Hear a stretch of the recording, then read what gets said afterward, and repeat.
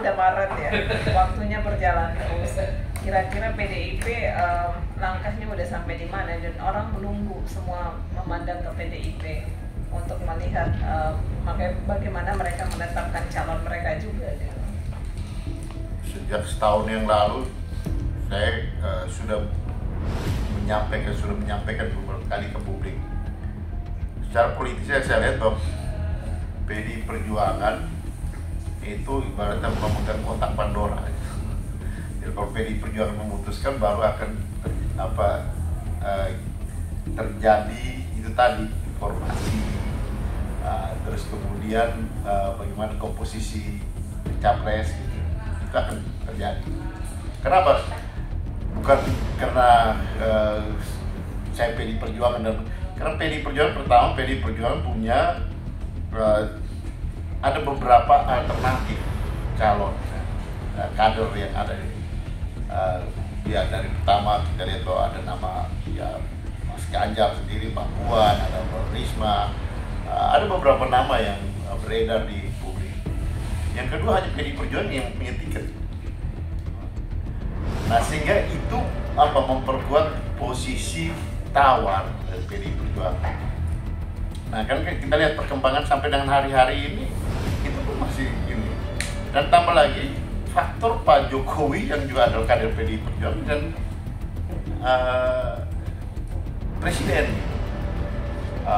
presiden yang bukan bukan lemdak presiden, tapi presiden yang tingkat popularitasnya masih tinggi sampai dengan hari ini gitu.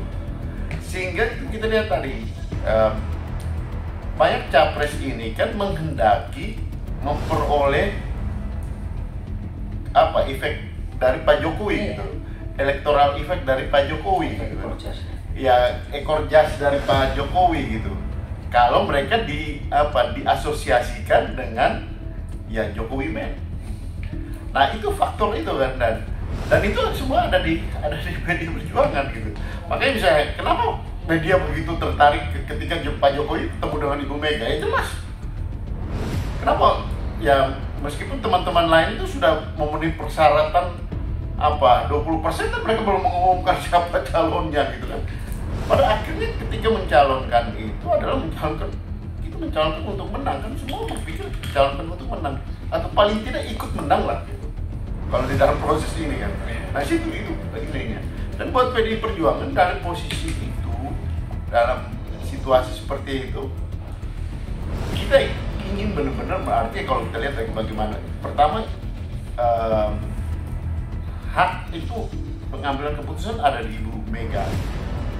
Dan yang berikut, Ibu masih memperhitungkan tadi aspek elektoral juga, tapi juga aspek